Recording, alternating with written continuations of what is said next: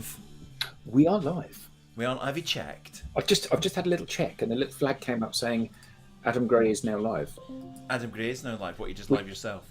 Yeah, it was just reminding me that I was live in case I was unsure.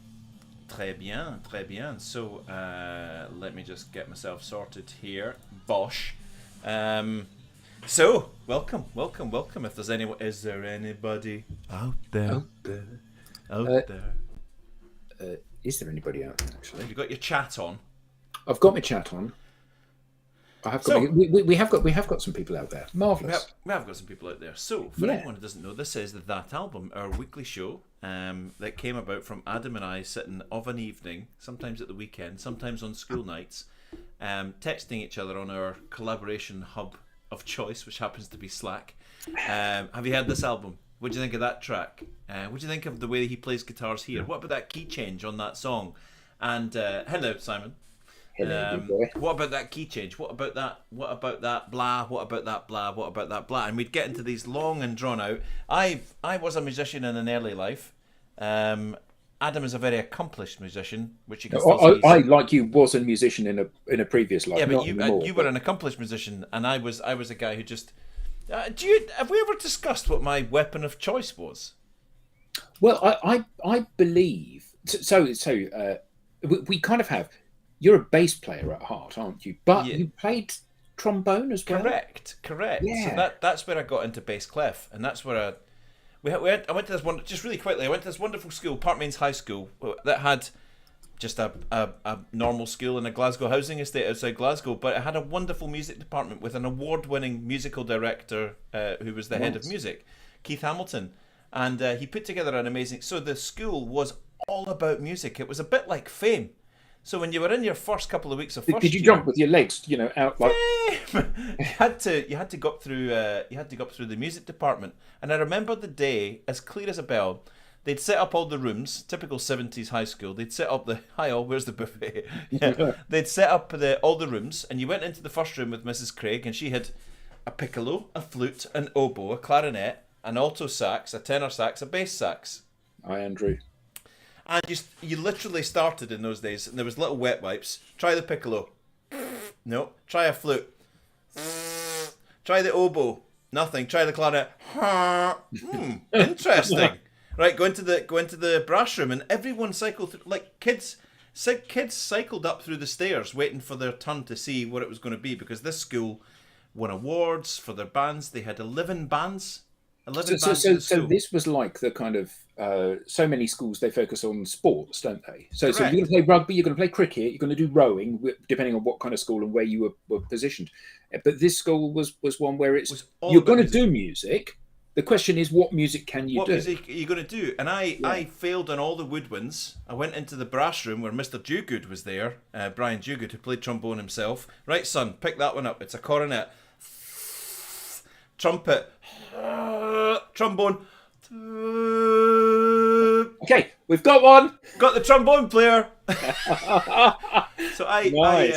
I loved playing the trombone. I nearly went to the Royal Academy of Music and Drama. That was my thing, and I had the qualifications to go, and I was going to go and be a session musician or a music teacher or something like that. So back to the story. Adam and I have taken our little late night texts on Slack about these albums, and we've brought it live with the power of Restream. Indeed. Thank you, Restream. Thank you, Restream. So each week we set each other a challenge and this week was my week, to hold up an album and say, let's review that. We do it in silence. We never speak of it. Adam and I work together, but we never speak of it all the way through the week. We haven't even spoken about it in the preamble. And we surprise each other with the week before last, Adam said Toto 4. So we went away and we get inside the album, we listen to it, we do our research, we make notes, and we come back and we ask each other where we're at. When we finished Toto 4, I said, right, here's one worth reviewing, Royal Blood's debut album by Royal Blood. So the question is, you've been away listening to this for a week. I have. Is it a or a yay? Where are we? Yeah, so a bit of a mixed bag. Mm-hmm. So I would say that it was more that than Right. that. Right. I did like it. I did really. You're not like burning it. No, no, no, definitely not, definitely not. And I find that often, as you get older, you become aware of your. Yes, thank you. You become aware of yourself more, and I know that I have to live with something for a while, and a week is not long enough for me to live with it to really get under the hood of it. I did find it fascinating. You said, yeah, yeah. I didn't need a whole week to get under the skin of that. No. You said it's a two-piece band, and clearly it isn't when you listen to it. I mean, I know it is, but clearly it isn't when you listen to it. It's a phenomenal depth of sound. Yeah. I did find it a little bit samey. Yep. I did think, and we'll go into this in more detail. I did think that it was obviously very heavily influenced by the Arctic Monkeys, and I know that there is some collaboration stuff going on there, but bits of it you go, yeah, I've heard that sort of thing before. I would offer even stronger influence and drive from the White Stripes, who they both adore. It's almost like a joke. There are some tracks on here that could appear on Elephant or Icky Thump by. They could be B-sides of White Stripes singles on here. Yeah. They are also heavily influenced by a band we've reviewed recently, Queens of the Stone Age. Dead Weather, Black Keys. They're very heavily influenced. Now these two will go on stage and perform. I've been to see Royal Blood live, and there's just two of them on the stage with that massive sound, albeit heavily influenced by electronics and all of that. Good luck, Andrew's cat. Yeah, absolutely. Yeah. The cat's at the vet. We'll watch him full later. So yeah, heavily influenced by their rock music roots, and they're also into dance music. So you get a bit of. So how old are these guys? They're in their early 20s when they formed this band. Yeah. Early 20s, just young guys. I mean, this was one of those albums that was like, this is an album we'll chuck on in the car if we're driving, because it's harmless. It's good old riff rock. It's real toe clapping. Yeah, it gets you. Like I went out I do a fast 5K walk every day. That's my thing. I've been doing it now for about a month, and I had this on while I was doing that stride today, and it is whoa, come on. Yeah. It's not going to change the world. It's not gonna form a movement or anything. But there are some sort of come on. There's some powerful music in here, and it isn't going to change the world. Having said that, though, there's an enormous, phenomenal bravery to what they're doing. Just two of them, which belays their tender years. So for two people, excellent. Glad you like it. For two people in their early 20s to produce this, to get up on stage, because it's like, if you've got a lead guitar, a rhythm guitar, a bass, keyboard, drums, all going on stage, and you screw up, it's like, it doesn't matter really, does it? Because there's plenty of places you can hide in that heavy ensemble. 100%. That's such a. I never actually thought about the bravery of two young men, two young people standing up on stage, and just on their own, just doing this. Because if the drumstick breaks or the bass, the speakers knackered, they are completely exposed, right? Yeah, and actually quite a lot like the Police from that. Police obviously a three-piece band, but still the depth of sound and the breadth of sound and the textures, phenomenal. For such a small few number of instruments. Yeah, totally. So this was what, 2014. He's 37 today. Age 37 today, Mike Kerr, the singer. So what would he have been then? 29, wouldn't he? 29, and yeah. Thatcher, I think, is a wee bit younger. So Mike Kerr, any relation to your friend? No, unfortunately not. No, unfortunately not. So Royal Blood, for those who don't know, formed in 2013 by bassist and lead vocalist Mike Kerr and drummer Ben Thatcher. They'd known each other since they were kids, teenage years, played various bands together independently, and with Kerr previously serving as a member of the British rock band Hunting the Minotaur. With ideas for a new bass sound, Kerr formed the band with Thatcher after a 9-month tenure in Australia, met him at the airport, did some rehearsals, and played a concert in a bar the next week in Brighton. They became... Because, of course, there's no reason that you wouldn't, form a band, create the sound, decide what you're going to do, and be performing next week. It's obvious, really. Which again, you take it at face value. You stick on the Royal Blood album and you go, oh yeah, that's cool. This is young men in their 20s that have just said, we're going to try and do a new thing. Okay, we're heavily influenced by Arctic Monkeys, by White Stripes mainly. It's almost like he's trying to be Jack White on some of these tracks. But to just say, and we're just going to take this out and we're going to make it a very successful enterprise, and we're going to go for it, and we're going to do it. So they spent some time in the studio in the summer of 2013. They came up with Out of the Black and Come On Over, a promotional stunt where Matt Helders, the drummer of Arctic Monkeys, wore a Royal Blood t-shirt during their performance at Glastonbury. Both bands happened to share the same management company. The band was also additionally nominated by the BBC along with 14 other acts as the Sound of 2014. We're getting to it, Barry. Don't you worry. We're getting to it. We're getting there. So this is their debut album. They come out with this and they stick it on. It's called Royal Blood, and it's called Royal Blood. The first track, Out of the Black, is a thumper. Two of them.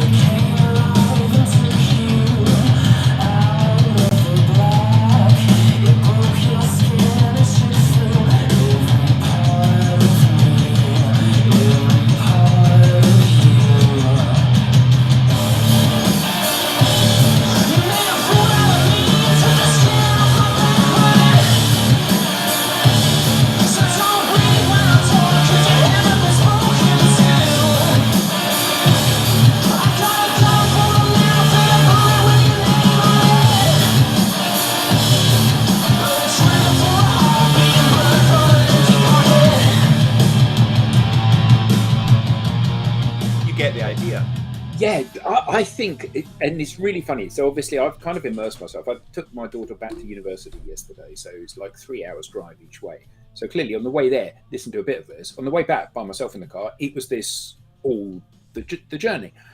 And every time I put this on, I have to kind of pinch myself He's to back remember on the accelerator. It's two people.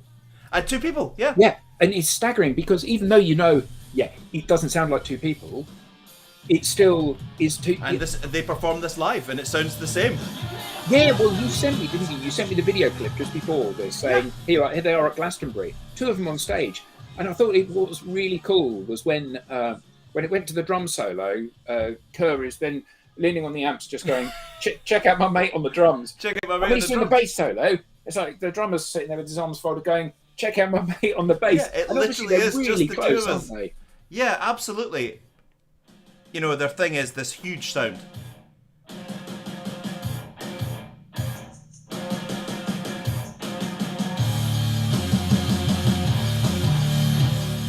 Now, the whole thing about this band is the riff. They'd be lost without the riff. It's not about nuance, it's not about clever songwriting, it's about the dum da da da da. So this one's going to be built around da da da da dum da dum dum. Choose a crowd. Love the blast, absolutely. So, out of the black. First few measures, they just put a marker down. I think what's really interesting in this song is that when you listen to it, the outro is exactly the same as the beginning. Yeah. You know, and then the riff arrives, and then there's vocals, and then at the end it just finishes up with yeah. And it just it begins with ends with the same suddenness that it begins, and there's no kind of Well, what we're going to do is we're going to have a little bit of an intro. It's like you've walked up to somebody and they've just punched you in the. They've done a Will Smith to you, haven't they? They've done a They've Will walked Smith up, to you. bang, and walked off again. Yeah, absolutely. Keep my band's name out of your effing mouth. Yeah, absolutely. So they put a marker down without the black. The bass sound achieved is so epic. Love this guy. Yeah, absolutely. You know, obviously he uses a lot of electronics. You can see it. He's got a pedal deck when he's playing live. You know, because they did a particularly brilliant set at Glastonbury 2015 and 2017. The one in 2017 is just sublime. That's the one where Lars Ulrich is standing off stage from Metallica watching Ben Thatcher going like that. And then in an interview said he's the future of rock drumming. Lars Ulrich, that's pretty cool.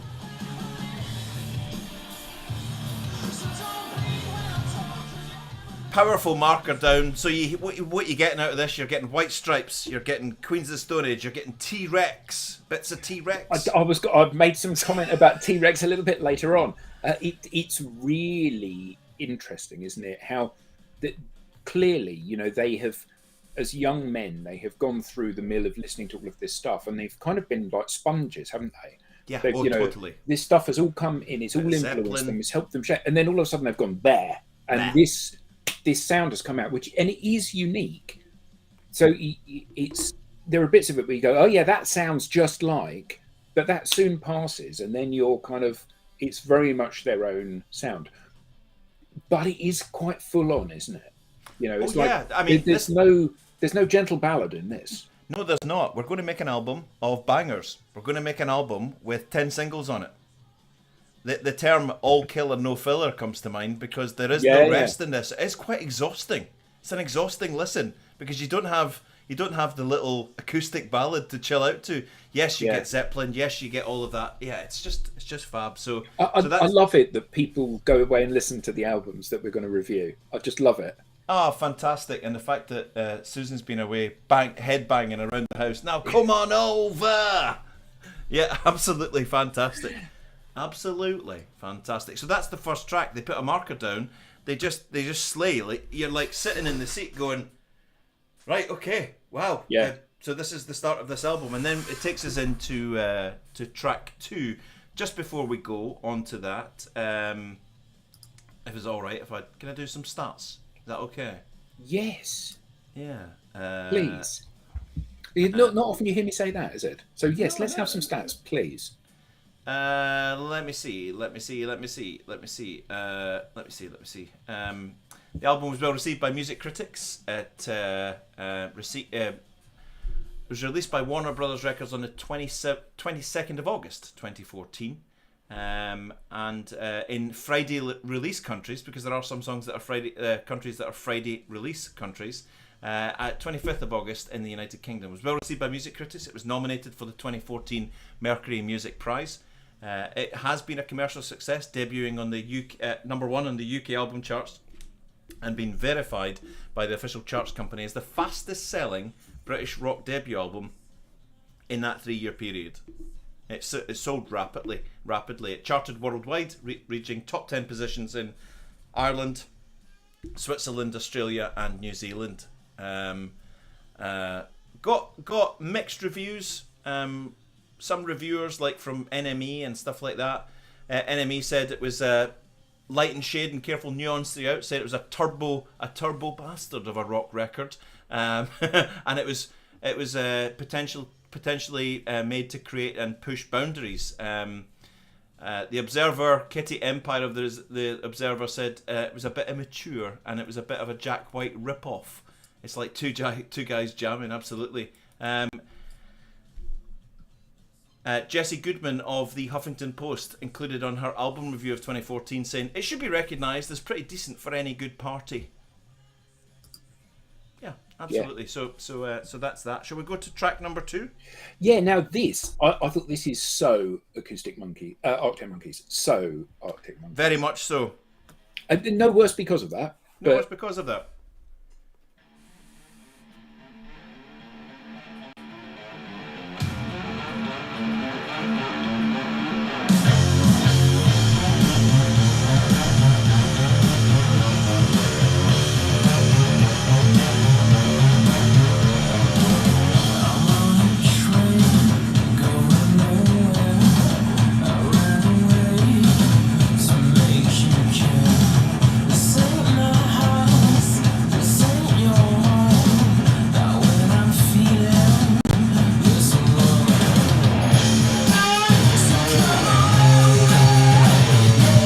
you know.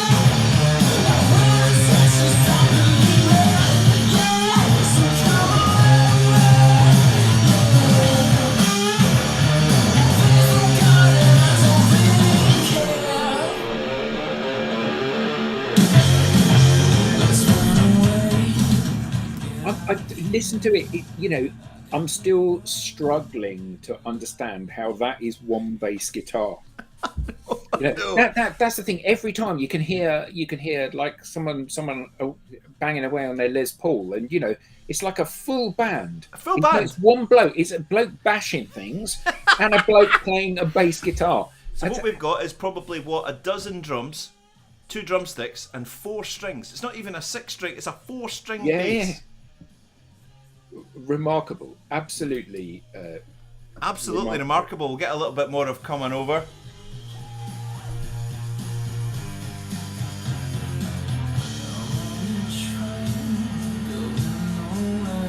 They do make music seem quiet, you're right.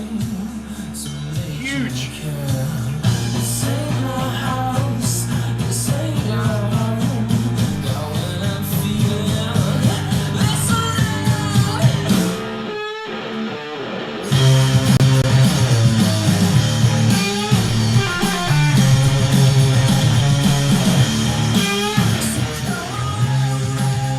Again, track 2, exhausted after it, in a sweaty puddle.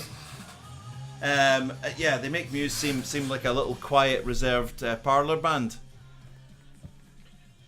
Yeah.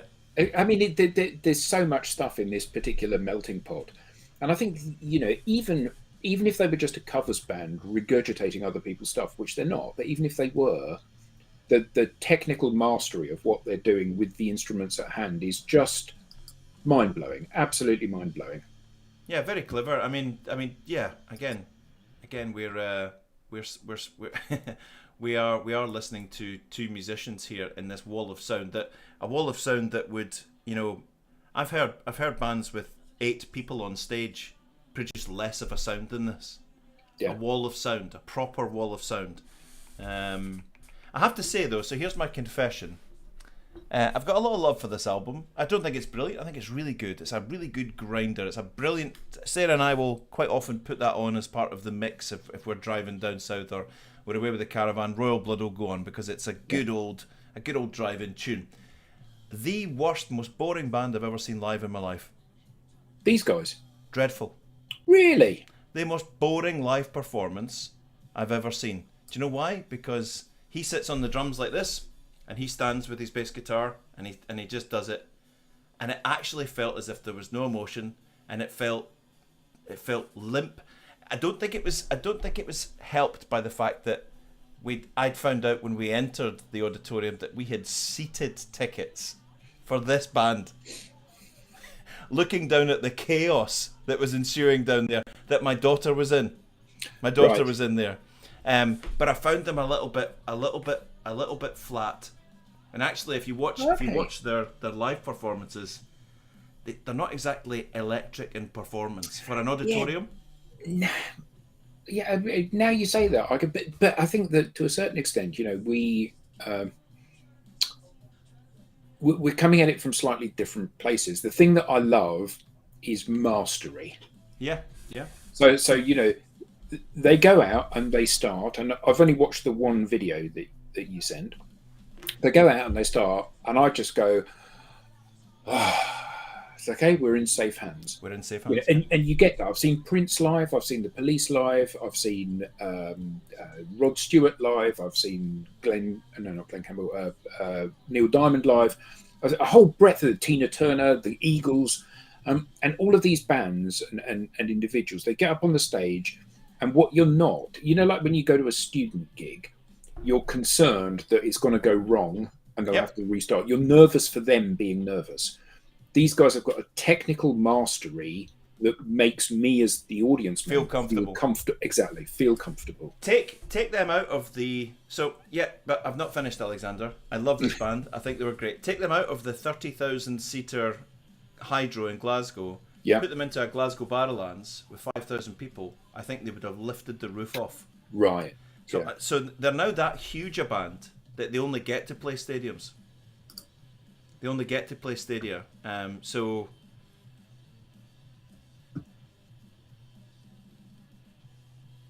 yeah. So I think they escalated that quickly. This album came out a couple of months after that. They were big news. Mercury nominated, massive, Royal Blood everywhere. I remember when this album came out. After a few months, I kind of got into them early. That's not normal for me. I normally find bands later, but yeah. There was a point where I heard this everywhere. I heard them everywhere. They were massive. Next thing, they're at Glastonbury. So think about this. They bring out their first album in 2014. In 2015, they're playing a decent stage at Glastonbury and a decent time of the day. Pretty massive, right? Yeah. But I just think in a small, if they'd earned their crust in the smaller venues after the album came out instead of just being rocketed to stardom. Yeah, it's interesting you say that, because that's one of the things that I think is so lacking from the modern music scene, is the fact people don't do their apprenticeship. You know, you hear about all of the true greats, you know, that bought a transit van and toured around, kind of playing crappy little pubs and bars where 10 people are in the audience, and it knocks the rough edges and it gives them that kind of resilience and comfort on stage. And to have that taken away, it's like, you know, you're pretty good at the bass. Okay, so now be pretty good at the bass at Wembley Stadium. You know, actually, it's not the same thing at all. Yeah, but they do it pretty well, don't they? Yeah, absolutely. Well. The next track is Figure It Out, track 3.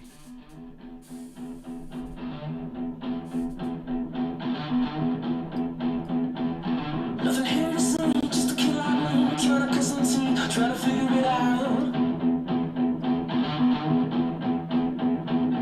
Nothing better to do when I'm stuck on you. I'm here trying to figure it out. Getting hard to sleep, what is in my dreams? I was killing me, trying to. So this track is notably different from the others. It's got that kind of soup can mic opening. Yep. Where it's all really, really compressed. And this is very retro sort of sound by comparison. Not that big wall, but a sort of 70s punk stroke rock feel to it, which is it's nice. It is a bit of a contrast. A nice bit of a break, but he'll take us back to the Wall of Sound in just a second.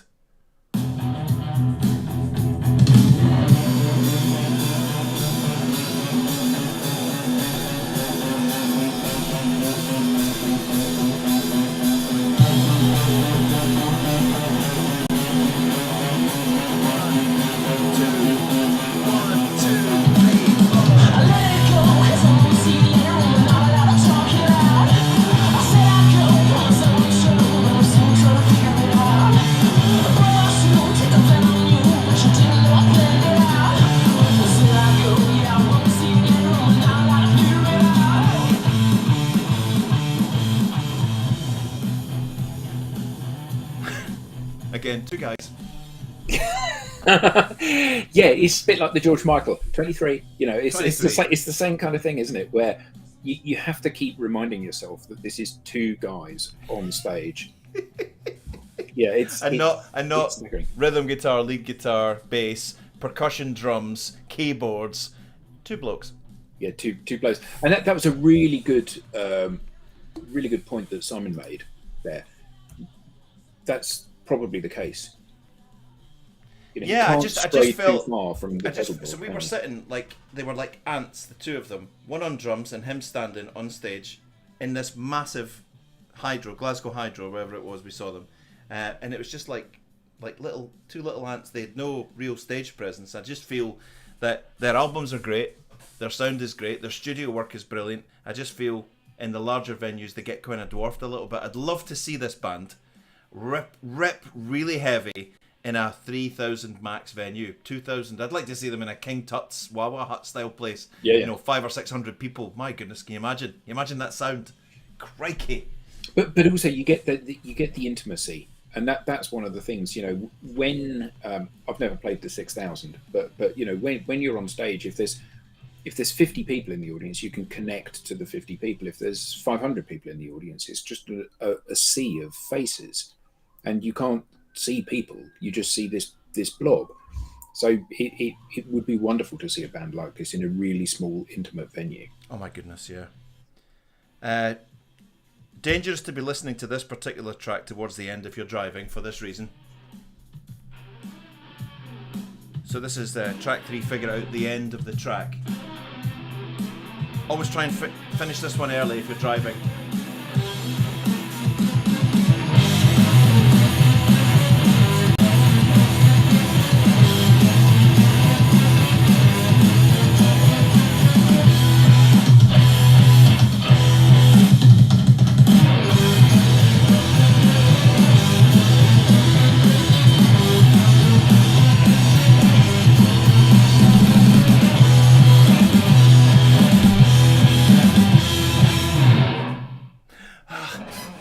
Yeah, in some ways, it's a bit of a shame that there's that abruptness to the end of the tracks, because we're kind of not used to that in a studio environment, are we? We're kind of used to a bit of a fade out or something where it kind of because them it's like they've okay, we've done a bit, right? I'm off now. I've got a theory about that.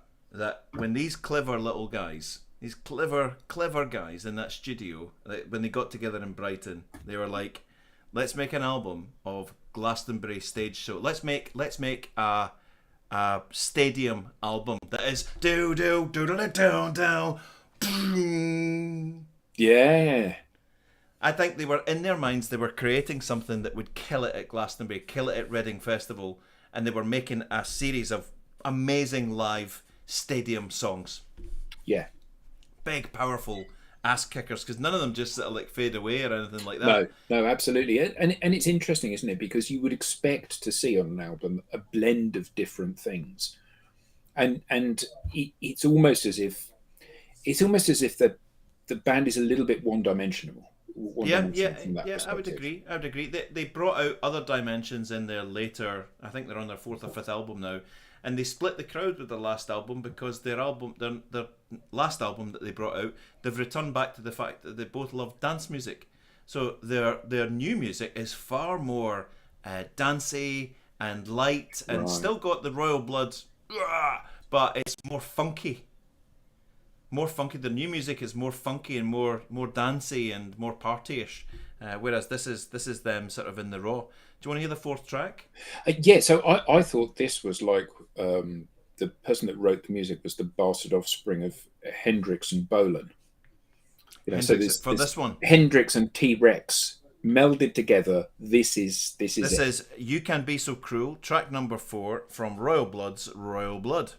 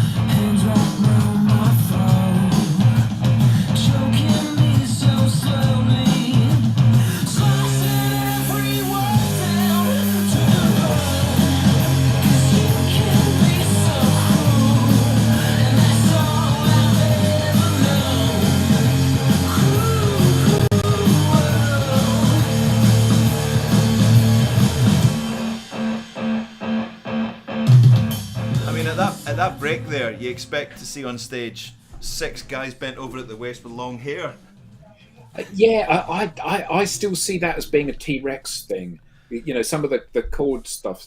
So that bit that you finished it on he's like he's going to swing into one of those. Ride a White Swan. Yeah, absolutely. Yeah, totally. I get it. Yeah. See Mark Bolan. Yeah. Lightning flashes. Yeah, very glam rock. Absolutely.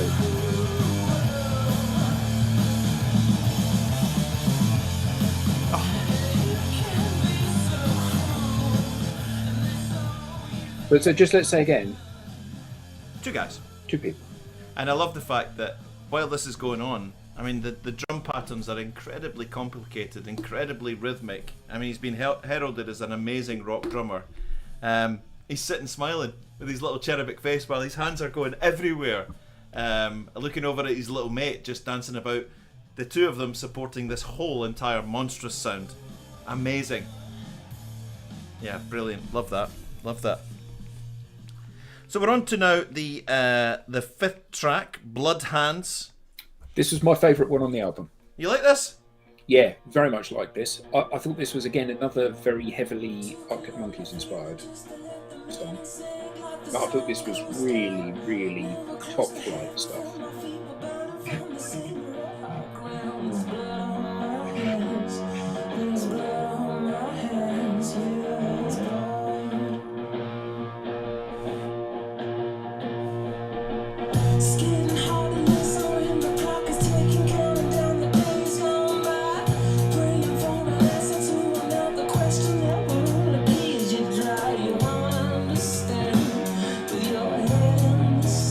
This is straight off Icky Thump by the White Stripes. Should have been on there, but it was a B-side to Icky Thump.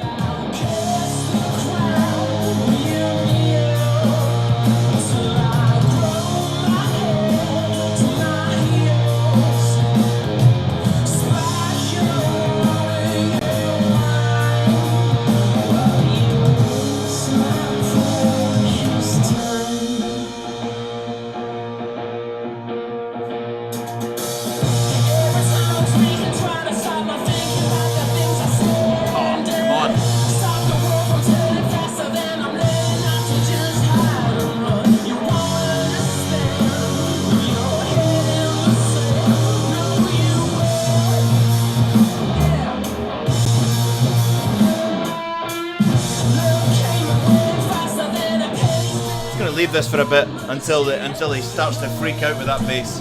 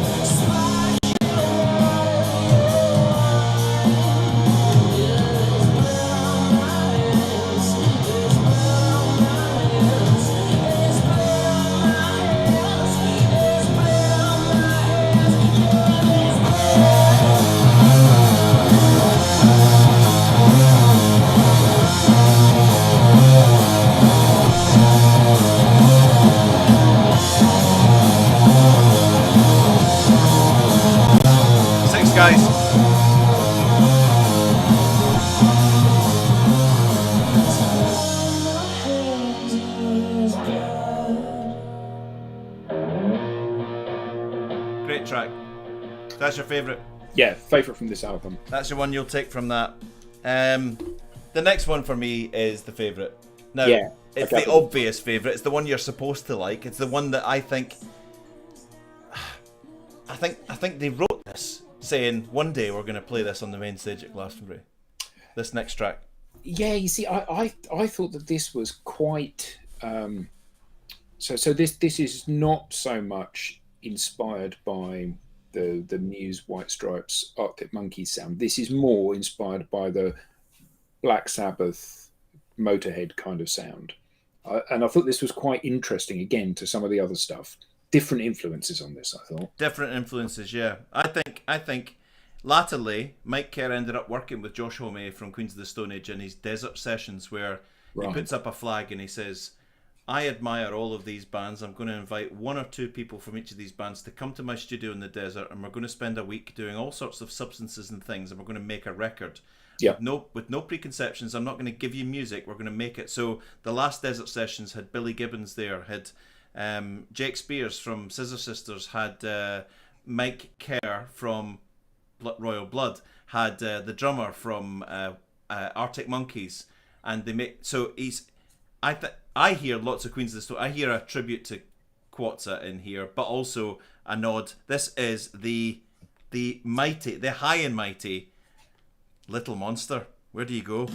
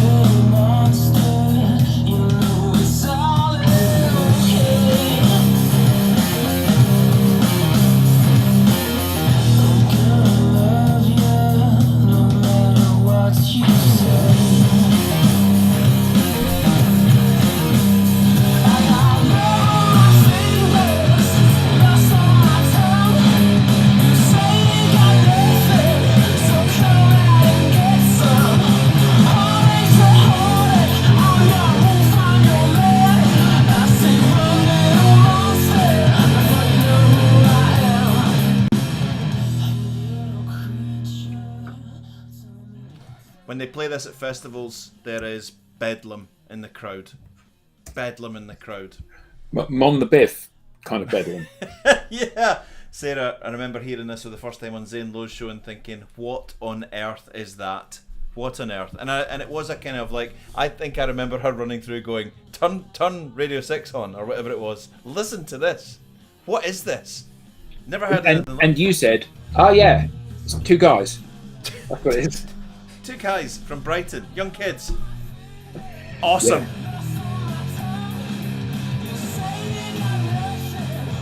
I often think when bands that want commercial success, because there are some bands that don't, it's all about the art, right? That don't care about major millions of record sales. You know, Sarah Doyle is a rock chick and a dance chick as well. She's got a foot in both camps. She'll be doing the Running Man to some deep house, and then she'll be. Wait. Do you remember Guitar Hero? Remember when that came out? Yeah. Sarah was like watching me. I was a big Xboxer, still am, and I bought Guitar Hero. I bought the guitars, and I'm standing playing along with the guitars. And it was quite fat. There was like 4 buttons here, plus a tremolo, and you had to get it right, and you got points and stuff. And she's like, "What? Give me a shot of that. Give me a shot of that." And I think the first song was the first one she played was Barracuda, right? The old guitar track, I think it's Heart Barracuda or something like that. And she started playing it, and then I left her with it, and she was on to the next one, a Fleetwood Mac song, then an Aerosmith song. Months later, I came home one day from work to pick up a document that I'd left, and found that Sarah was home from her office, and I went in, and Sarah had come home to play Guitar Hero. Yeah, you're embarrassed now, aren't you? Good go. Many nights I would go in and say, "Babe, it's okay, you can put the guitar down," and she's like trying to do Even Flow by Pearl Jam on mega hard level and nailing it to the point where she was forming a claw as a hand. Yes, she would talk about the claw. She would sit in bed with her fingers in like muscular cramps from Guitar Hero. See, I love that. I think that shows dedication. You watching this show. They take a slight change of direction here and get a wee bit more funky into track number 7, Loose Change. Chili Peppers. Chili Peppers. The claw. Oh yeah.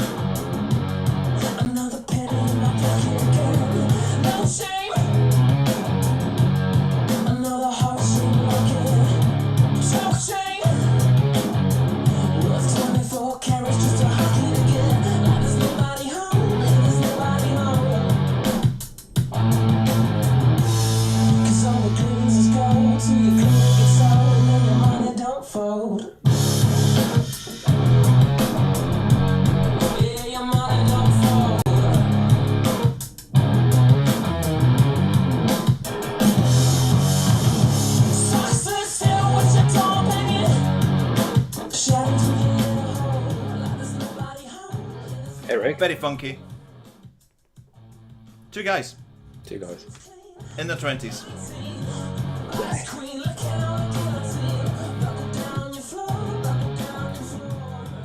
But they're already indicating here too. So that sound, they've pulled that through a little bit in the later work and really added more sort of dancey stuff. And you could play it. You could play it in a club. And he said a disco there, which really dates you when you say a disco. No.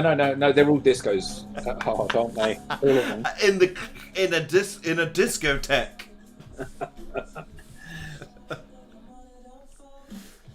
And they're off again in the same track.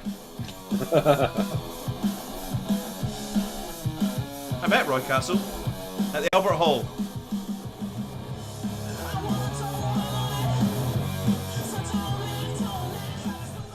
So that's Loose Change. We're now on to track number 8, which could be...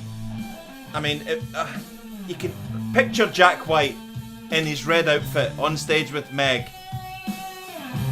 This is a White Stripes song, I'm sorry, but they're very good at it. Just bass guitar, yeah? Yeah.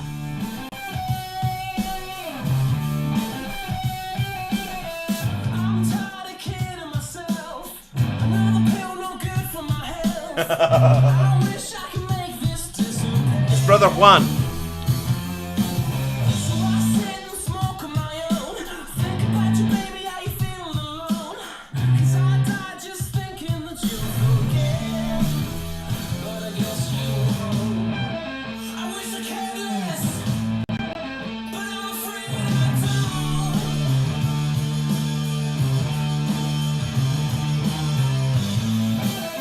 You couldn't care less. So I guess I just see Jack White with his little red and white airline. That's like something from Elephant. That would have fitted next to Seven Nation Army on the album easily.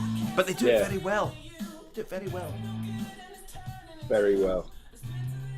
We're getting into the close, and we're in the last 10 minutes. We're doing all right. We're doing all Yeah, right. yeah. I mean, it always amazes me that we start chatting about this stuff and we obsess about the first couple of tracks, and then before you know it, we're 2 tracks into a 14-track album or whatever it is, and we've got Yeah. 5 minutes left. Yeah, totally.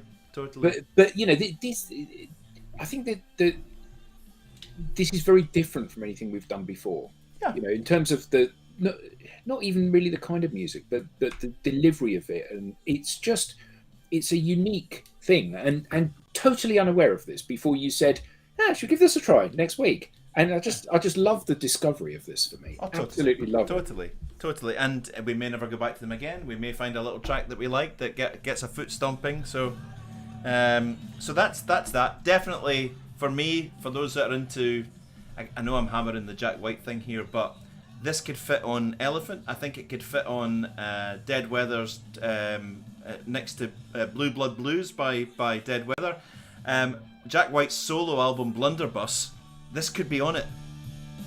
Very, very similar to the kind of work that Jack White would be doing. It's a bit of a tug of the forelock, I think, to Mr. White, who is a legend and a genius. And one day, I may be confident enough to bring a Jack White or a White Stripes album to this party, but I'm not quite there. I don't quite have the confidence yet. Don't quite have the confidence yet to bring it, but we'll get there. We'll get there. So we're on to track number 9, 10 Ton Skeleton. My goodness me. Another live favourite of theirs. I'm not reading that out. No, on this occasion, no. This is infectious. I think this chorus.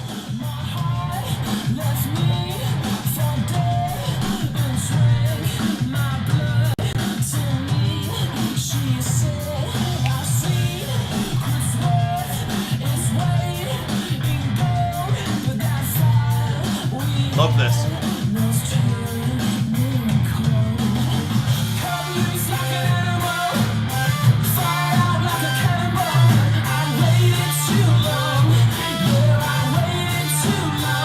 Sledgehammer.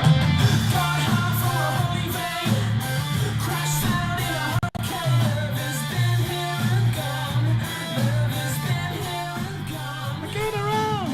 I kicked the habit. It's funny that you should say that, because for the next track, I've got an observation to make. Oh, have you now?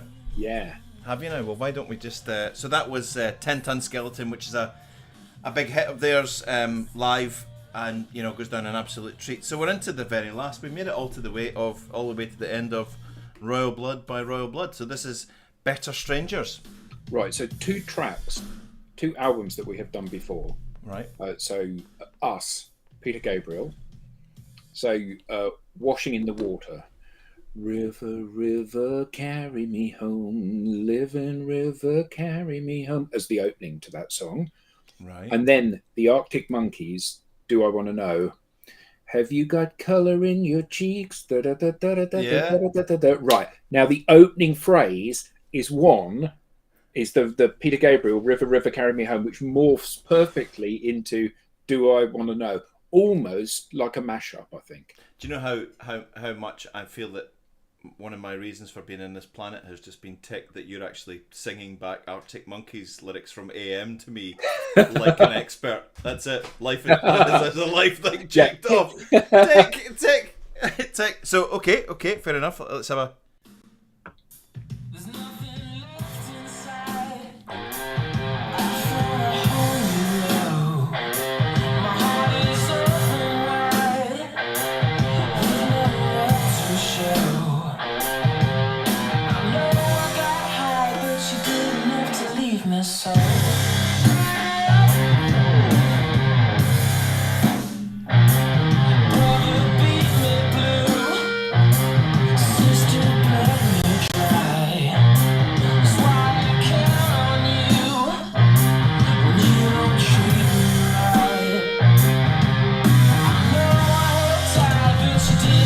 to leave me so hollow, hollow. I don't need you tonight, so don't follow, follow. Left alone in the valley, so hollow, hollow. I know you wanna be mine, so don't follow, follow.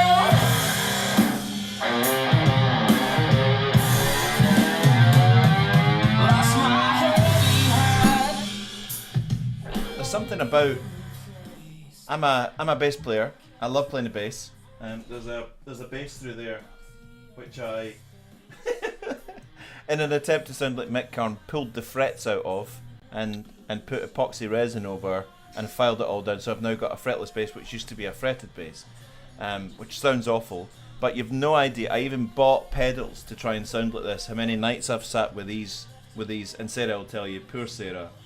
When are you gonna? That's brilliant. That's brilliant. That's so true. Fantastic. That's ace. Yeah, brilliant. How many nights I've sat there trying to go like this.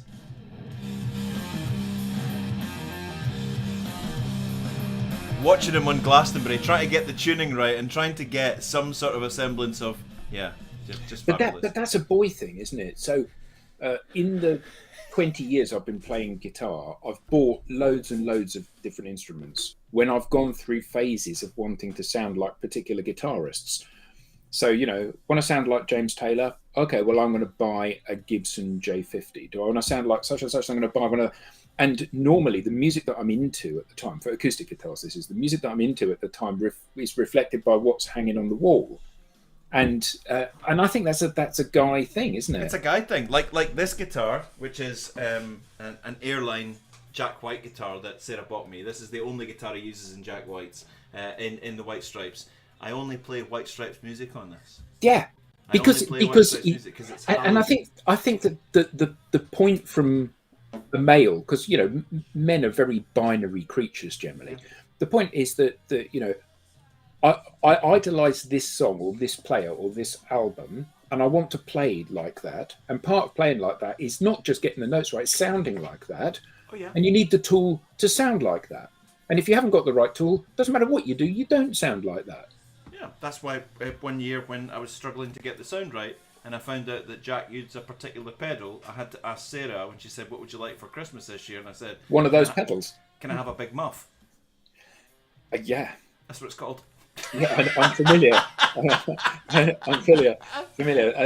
Let's not go too far down that line of let's leave conversation. that one. Let's leave that one there. But the fact is, I sat there for hours on end trying to play the opening bars to Icky Thump. Do do do do do do do do do till Sarah opened the door one time and said, "It's been 2 hours, Eric. 2 hours. 2 hours. The same notes." Over and over and over again. Ladies and gentlemen, that was Royal Blood, Royal Blood. So that definitely gets the thumbs up from me. Cool. This is not. So when I took Maddie back to university, we got in the car, we're driving along. She put on Hejira. Right. She wouldn't have put on Hejira had we not done Hejira in one of these. And and that's now a staple of my kind of music that's on repeat. This won't make it to that point, but I would have this in my record collection. Ah, super, yeah. It's a great. I mean, the fact that there are two British guys that have forged this sound. How many? Two. Just two. Oh, wow. Just two. They've forged this sound. They're very good at what they do. They're recognised internationally. They've got a cracking sound. They can fill stadiums with their amazing sound. Their first album, is a ridiculous album of 10 singles. 10 singles. And floor fillers. All filler, no killer is how you would describe that. I know that term's used quite a lot, but there's no little filler on there. There's no little crap track. They're all great. They're all great at what they do. They're brilliant. Cracking little band. Yeah, fantastic. Wait, the question is, where are you taking us from here? So you love to put me on the spot. I do. So you go, okay, here's what we're going to do next week, and you hold it up, and it's like, okay, fait accompli. I am not that kind of man, so I like to give you a choice. so I've got a choice, all prepped and ready to go. Choice of two. Can I just say, when I do say this is what we're going to do next week, I've sweated on it for a week. And I have sweated on this for a week when I make suggestions as well, and I think that some of them, we knew Toto was not going to be a like an earth-shattering album, but it's reasonably safe. Yeah, absolutely. Enjoyed it. Great fun. So these may be more challenging, but for different. So you're the New Music Man, 2014. Yeah. So I've got 1970 and 1978. Love it already. So 1970 is this. James Taylor. I wouldn't know James Taylor music if it smacked me in the mouth. I wouldn't know James Taylor if I heard him on the radio. Okay. So I'm interested already because I know that there's a reputation that goes here. So this is a live, and you will know some of his songs. This is a live album, him and his guitar, on stage in the BBC in 1970. At that time, he was young. He was 22 when this was recorded. And it was basically all of his music that he had written at that time. Okay. He was dating Joni Mitchell at that time. Of course. And which song is it? I want to write you a love letter. I want to knit you a sweater. Joni Mitchell's lyrics in Yes. Yep. All I Really, Really Want. He's wearing the sweater in this that she knitted. So, and for you, that would be cool because he originally, when he was a child, learned to play the cello, and his guitar playing is led by the bass notes because he's a bass clef kind of guy. So something that the two of you have in common. Look, sorry, I've missed all of these. Sorry, two great guys reviewing two great. We like you, Barry. Thank you. You watching the right show, Barry? You watching another show and commenting on this one? So that would be that's your folk music, one Right. instrument, one voice. Yeah. Poor Susan, she's been The asking. other for months. thing, no, it isn't. It isn't going to be Oasis, not yet. Although we will get onto that. Yeah, The yeah. other thing, from your childhood, you will be familiar with this, and this will be one of those things that you either loved or hated. I think I know where you're going. It's That. Can I guess? yeah. Is it the sound of bread? It isn't the sound of bread. although- damn. Yes, that would have been a brilliant one. Absolutely. We'll bank it. I love David Gates. Absolutely fantastic. So this, if I were to say, arguably the best album artwork ever, steampunk, Yeah, I know steampunk. Yeah. based on an H.G. Wells novel. Oh. Jeff Wayne's music, War of the Worlds. Right. Okay. I'm split. Do you know what? Because we need to do them both at some point, but I'm kind of drawn to James Taylor because I've known nothing about this artist. Okay. I know about Reputation only. I've never, apart from one thing that you sent me, which was him doing a Joni Mitchell track in a studio as an older man. Yeah. I've never heard him, and I know that there's a Reputation. I think our colleague Linwood went to see him recently. Is that right? Maybe I know Tim has seen him in concert as well, Right. and Tim said it was magical. So Shawadi wadi. yeah. Let's go for a little Well, there was walk. a program on the BBC last night about National Treasure, National Disgrace, which you may have seen. One of the artists that was featured in that was, in fact, Gary Glitter. So from that Shawadi Wadi kind of era, Right. not very nice stuff. But yeah, if you can listen to the album, it's available on iTunes, or you can. But although it won't come up unless you put in James Taylor live in London 1970. And you can also find it all on YouTube, where you could actually watch the concert as well as listen to the concert. Right. Which one? I mean, make it easier here because I don't know which one to pick. Well, I think they're very different. You know, one of them is very sparse. It's like early Joni Mitchell. You know, it's folky kind of stuff, focusing on the lyrics and just him with the guitar accompanying stuff. I'm gonna put it out to the vote. But equally, this one, it's got the voice of Richard Burton as the opening of it. So I mean, Yeah, I actually rehearsed that for another live show that you may be familiar with. When I was going to be a Welsh person, I rehearsed and got off pat the Richard Burton. no one would have believed in the last years of the 19th century. Correct. Human affairs were being watched from the timeless worlds of space. I mean, a voice that I'm not gay. I would turn gay for that voice. It's just nothing comes close to his voice.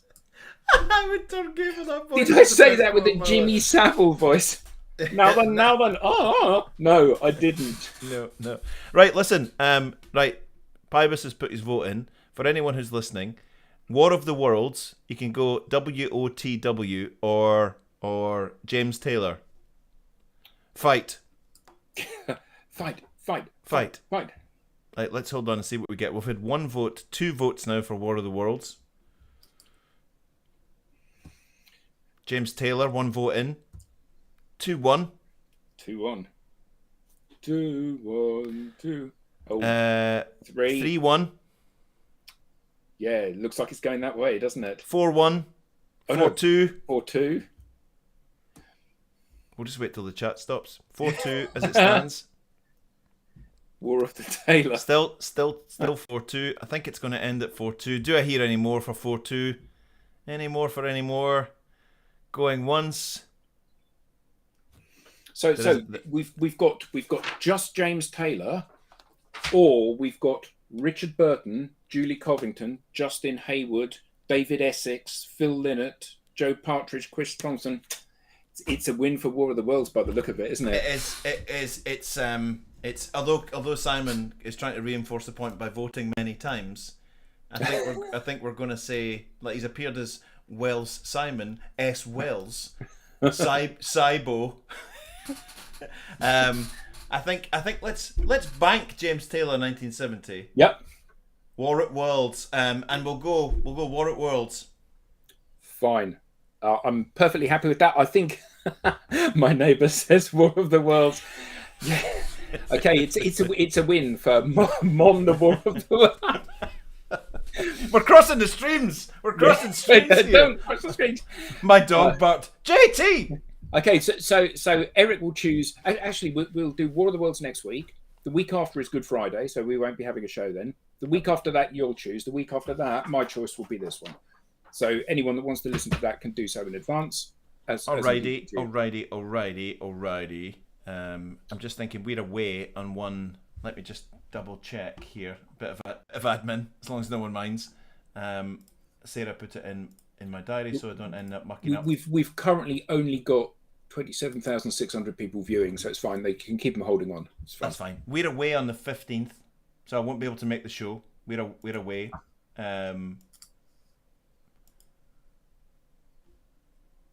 Okay, so 2 weeks off. today's Is that the right? first. Yeah, so that'll be 2 weeks without a show. I'll see if Tim's available for that day. Yeah, absolutely, and do some other old crap that you just find. So you're away which day? Sorry, We're away on the 15th, so I won't be able to make yeah, but that's show. Good Friday anyway. So Is that the wouldn't one be you having- meant? So Yeah. do we have a show next week on the 8th? Yeah, We do. Okay, so that's War of the Worlds next week, and then Good Friday off, and then back. Okay, Yeah. super. Right, War of the Worlds. Tell me, this is it one of these, like, is it one track, one side, one track, the other? it isn't. It's a series of tracks, some of which are 11 minutes, some of which are short. It tells the story of the H.G. Wells novel, The War of the Worlds. Richard Burton is the narrator, and then various characters have an artist. I mean, if I opened the album, look at that. Isn't that just amazing? Bit of artwork inside the album. Crikey. It's a devastatingly good thing. Very ELO in terms of its feel, but obviously lyrics are based on something bigger than a Jeff Lynne song. Okay. So it'll be interesting to see, won't it? Be interesting to see. Yeah. Do, Yeah. do, I'm do it from the caravan. Do it from the cat. No. My cat says JT. Absolutely. Hey, that's been a great show today. I've really enjoyed it, and I'm looking forward So to. have I. Is it going to uplift me? Is it going to depress me? What are the world? Sounds as if I'm not going to have a happy week, Adam. No, I think you will. I think you'll be amazed because it's obviously 150-year-old book. Yeah. So and there are bits in it that'll make you giggle, like the first cylinder that comes from Mars lands in Horsell Common, down in Sussex. And then another one flies over later on and heading towards London. And the narrator says, "I didn't imagine that Carrie would be in danger." Who's his lover, Carrie, so far away in London.